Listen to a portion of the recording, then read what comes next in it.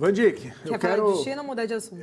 Eu vou mudar de China ainda, mudar de assunto ainda falando de China. Então vai lá. Ô, Van Dijk, a gente viu 13 pregões consecutivos de queda aqui no Brasil. Hoje começou ao contrário, que é interessante que nos últimos dias começava bem o Ibovespa e caía no fim da tarde. Quem sabe hoje, Hoje né? Começou mal e aí agora virou para bom, né? Vamos ver. Fica. Mas enfim, 13 pregões consecutivos de queda. E a gente falando, né? Poxa, tem bastante de China, a China está trazendo esse pessimismo e tudo mais. E a gente, entre aspas, colocando a culpa na China pelos problemas aqui no Brasil, pelo problema no mercado financeiro.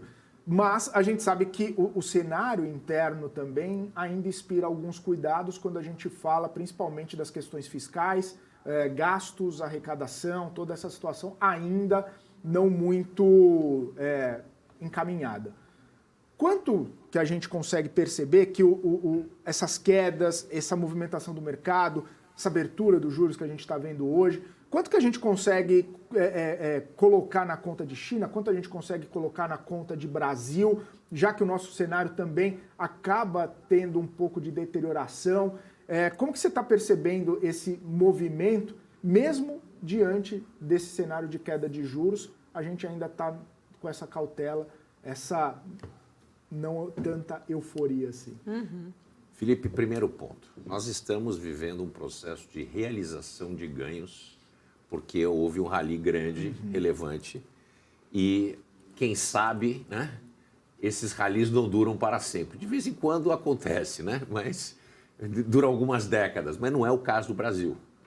Então a gente sabe que o Brasil tem problemas estruturais muito sérios, que não é apenas uma conjuntura de guerra na Ucrânia, um problema na China e queda no preço de commodities. A gente sabe que o problema é muito mais profundo, estrutural, estratégico brasileiro.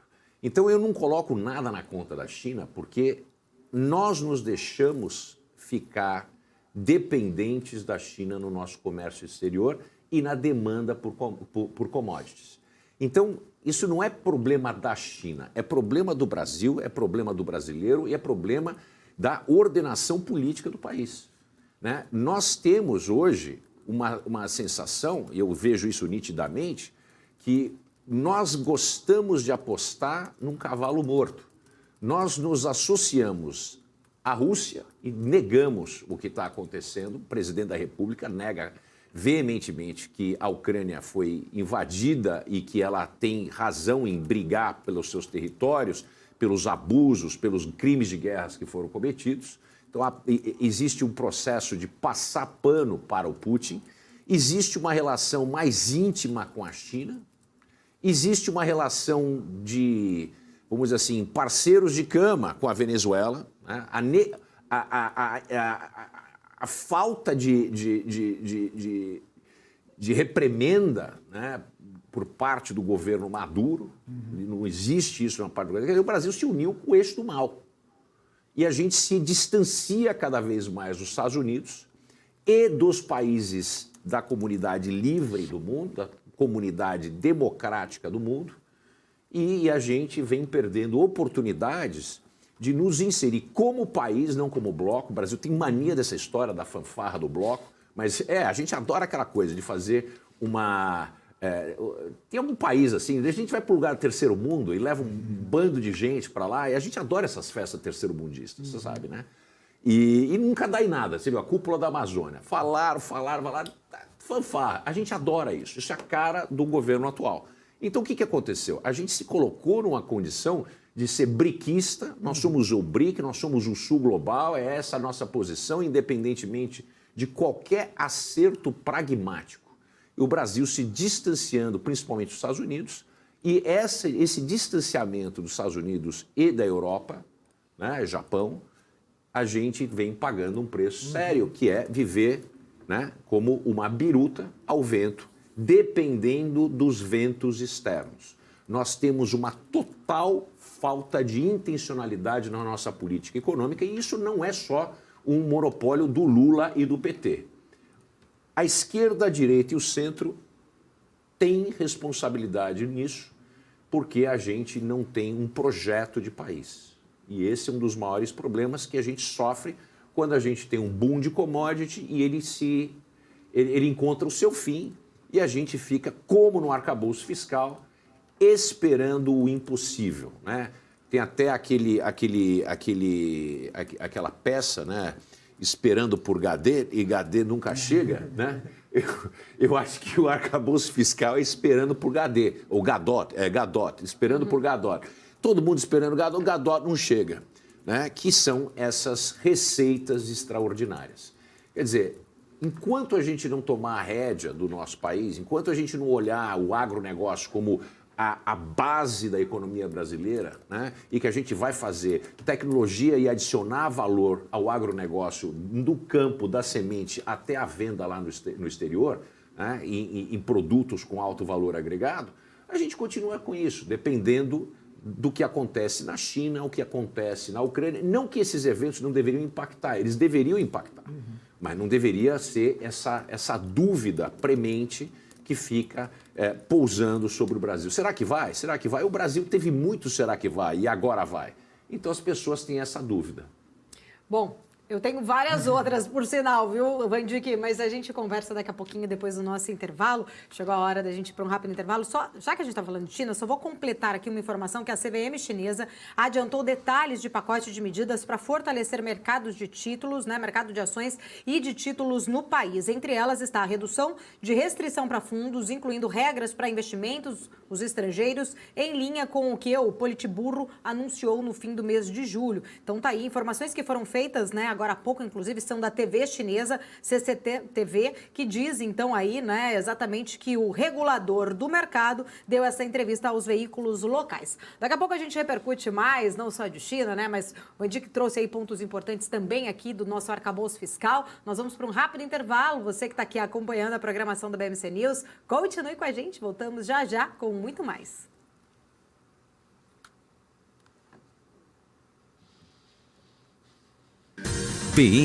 Entender o modelo de negócios, os resultados e as estratégias das principais companhias do Brasil é essencial para tomar as melhores decisões na hora de investir.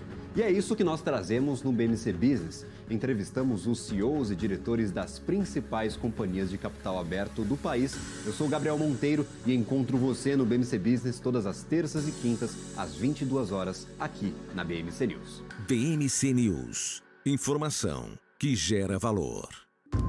Já pensou se não existisse essa pergunta? Teríamos cavalos... Muito bem, estamos de volta aqui na programação BMC News ao vivo, agora 11 horas e 19 minutos. A gente segue acompanhando a movimentação do mercado. Ibovespa subindo 0,10% agora, né? 115.159 pontos. Claro que numa terra arrasada do mês de agosto, com 13 pregões consecutivos de queda, qualquer 0,10% é lucro para os investidores, pelo menos para tentar tirar um pouco daquele efeito psicológico, né? Já que em agosto não houve nenhum pregão de alta no Ibovespa, todos os pregões do mês estavam no patamar negativo e hoje, aparentemente, a gente tem um pregão de alta, subindo 0,15, né? Só porque eu falei 0,10, subiu mais 0,05 ali só para trazer um pouquinho, né, de ânimo para o investidor. Mas eu estava dando uma olhada nas empresas que mais puxam o índice, né, que mais tem peso no índice para, inclusive, direcionar a movimentação. Interessante que Vale e Petrobras, as duas companhias que mais têm peso no Ibovespa, elas estão no patamar negativo. A Vale cai 0,5% e a Petrobras, as ações preferenciais caem 0,5%, as ordinárias caem 0,3% nesse momento. O setor financeiro até que respira um pouco, né? Bradesco sobe 0,6%, o Itaú 0,3%. Quem mais sobe nesse momento são as empresas mais ligadas aos juros, mais sensíveis aos juros, as empresas varejistas. Magazine Luiza sobe 3,19%, Pão de Açúcar, Grupo Pão de Açúcar 2,24%, Pets está subindo agora 1,96%, a Via 1,19%. Né? Essa é a movimentação de alta, né, do Ibovespa, também com várias empresas ligadas ao setor de construção, varejo, setor de saúde, eu estou vendo aqui também, o setor financeiro eu já comentei, o setor educacional subindo também nessa sexta-feira. Quem está caindo? Exetec, Sabesp e IRB. Só um parênteses, né? O IRB, depois de divulgar o resultado, acabou tendo um desempenho muito importante, subiu bem, né? Nos pregões seguintes dos resultados. Inclusive, eu estou até com o candle aberto aqui, subiu cerca de 10, 12% em um único dia. Depois, um movimento natural, realizando os lucros os investidores, muito embora, né, algumas casas já fizeram uma reprecificação de IRB, né, mostrando que talvez o lucro que deu nessa temporada de resultado possa ser um novo normal para a empresa ali, a empresa consiga reverter os sucessivos prejuízos que vinha dando em seus balanços. Talvez uma reorganização interna da empresa possa trazer essa perspectiva um pouco melhor. Tem notícias também, né? Além do mercado financeiro, a gente fica monitorando toda a situação envolvendo o cenário político, porque o presidente do Senado, Rodrigo Pacheco, acabou dando uma entrevista agora há pouco falando sobre as perspectivas da reforma tributária e também, né, relacionamentos, né, articulações e tudo mais.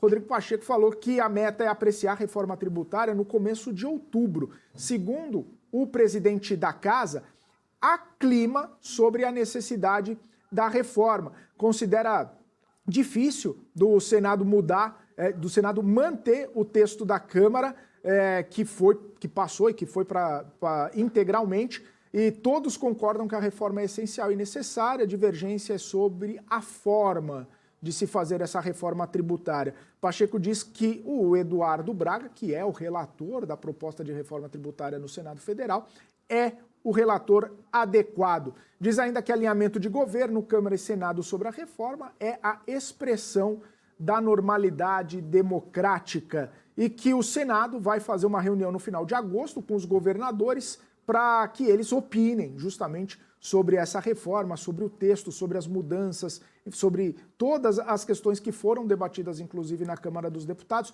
Os governadores têm muitas questões, muita reticência ainda sobre esse texto, justamente sobre a possibilidade de uma menor arrecadação para os estados que têm sofrido bastante aí com questões de arrecadação e as contas estaduais. Muitos estados seguem desequilibrados na questão das contas. Pacheco falando que a visão, né, dessa reforma tributária acaba divergindo e é um desafio da política tomar a melhor decisão. Esse foi o Rodrigo Pacheco falando a respeito dessa situação envolvendo reforma tributária, um tema muito importante, muito caro para o governo também, que precisa ser debatido e deve ser debatido em plenário no mês de outubro ainda deste ano. Paula Moraes, 11 horas e 24 minutos, a gente segue batendo um papo aqui, segue trazendo e repercutindo os principais destaques do mercado financeiro, claro, com o nosso comentarista Vandique Silveira, que está por aqui também.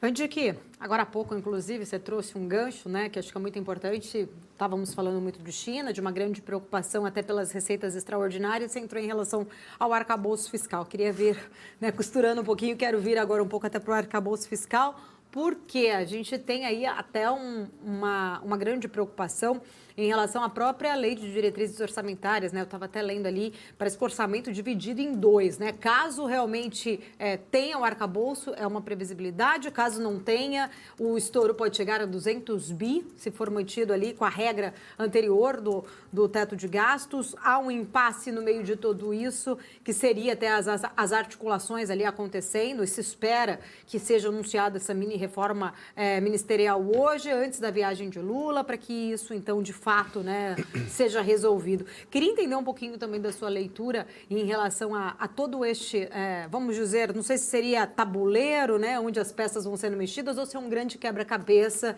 que, de repente, está faltando uma peça ali para se concluir, né, o retrato desse quebra-cabeça. Paula, um pedaço, essa peça do quebra-cabeça que falta, é uma diretriz que o país não pode gastar mais do que arrecada. E hoje o governo, o Estado brasileiro, não cabe mais no bolso do pagador de impostos. Essa é a realidade. Ou a gente faz uma mudança de modelo econômico e a gente ajusta as contas para que a gente diminua a dívida pública.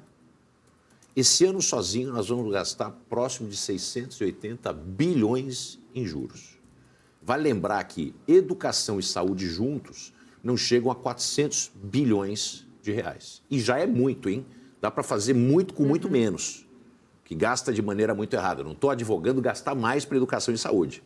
Mas eu estou dizendo que é um contrassenso a gente bancar. E grande parte dessa dívida, ela é contraída para bancar a máquina do governo, a operação do governo, porque nada disso é revertido em investimento. O Brasil é um dos países que menos investem. Portanto, quando a gente gasta esse dinheiro com pessoal, com folha, etc., o dinheiro é consumido. Não existe uma expectativa que é normal, natural de um investimento em que eu tomo 10 para poder gerar 15, 20, 30 ao longo do tempo e pago de volta os 10 mais uma taxa de juros. Mas aquilo que eu gerei é maior do que aquilo que foi consumido pelo principal mais o seu juros, senão ninguém tomaria nada de emprestado. Né?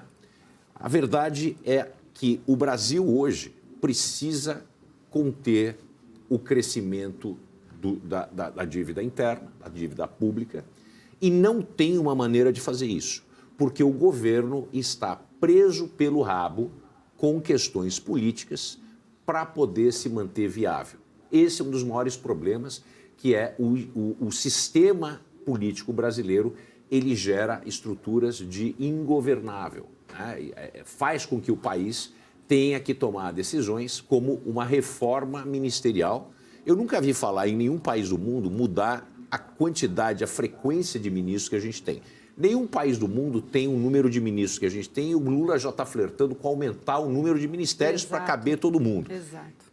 Aumento de número de ministérios significa mais gastos, que vai de contramão, né, na contramão total do arcabouço fiscal inexistente. Quer dizer, para fechar a conta, né, a gente precisa pensar que nós precisamos de receitas que dependem de receitas extraordinárias. Que as receitas ordinárias não são suficientes para fechar. Quando a gente fala algo extraordinário, a gente tem que ir acima e além daquilo que é normal. Num ambiente que eu já me referi várias vezes aqui hoje, de guerra na Ucrânia, redução do crescimento chinês e possível estagnação, se não uma recessão na Europa. Estados Unidos com taxas de juros elevada, numa situação de geopolítica complicada com a Rússia e com a China ao mesmo tempo. Quer dizer, uma economia chinesa crescendo menos. Exatamente. Ela não está em recessão, vale lembrar isso, mas ela não vai atingir... Mais lenta, né? Ela não vai atingir os 5,5% que é determinado pelo governo. Não existe como ela chegar. Se ela chegar, ela maquiou o número. Os números não indicam isso. Então, nós temos um problema nas nossas mãos que é bastante preocupante. E eu não escuto em nenhum momento o governo falar em redução de gasto. Muito pelo contrário. Ontem foi lançado mais um projeto para bancar aluguel subsidiado para mulheres que têm problema de violência doméstica. Pessoal, é um país que vive de bolsas e subsídios. A gente precisa ter as receitas ordinárias, né? E a gente está parado nessa celeuma. Então, a condição fiscal no Brasil, ela é uma pré-condição para que as coisas comecem a andar. Se a gente não começar a entender que esses gastos têm que ser amparados por receitas e o país não tem mais espaço para gerar receita, e, de novo, o ministro da Fazenda vive pulando em todas as fontes e todos os riachos para colher as moedas que estão lá embaixo, né, pegando aqui, pegando lá. E eu não estou nem falando das propostas, por exemplo, de cobrar dividendo, cobrar imposto de dividendo. Isso é normal, a prática da OCDE, mas se juntar tudo isso, não é suficiente frente à quantidade de gastos que o governo quer ter. E a produção de dois orçamentos, um com o arcabouço fiscal novo e outro, se não tiver aprovação até a data de 28 de agosto, o que é que nós fazemos? Para mim é um contrassenso você ter dois tipos, duas alternativas de orçamento para o país. porque isso mostra o despreparo do governo. O que é que o governo precisa prover para público? E esse é o orçamento. Né? Não é um orçamento, se der tudo certo a gente gasta mais, se der tudo errado a gente está ferrado. Não, a gente tem que fazer um processo que antecede isso, que é o que é necessário, que vai ser provido pelo governo, o que é que vai ser provido pela iniciativa privada, quanto vai custar, quantas pessoas precisam, e é esse o custo. E apresentar para a população que vai ter que aumentar imposto.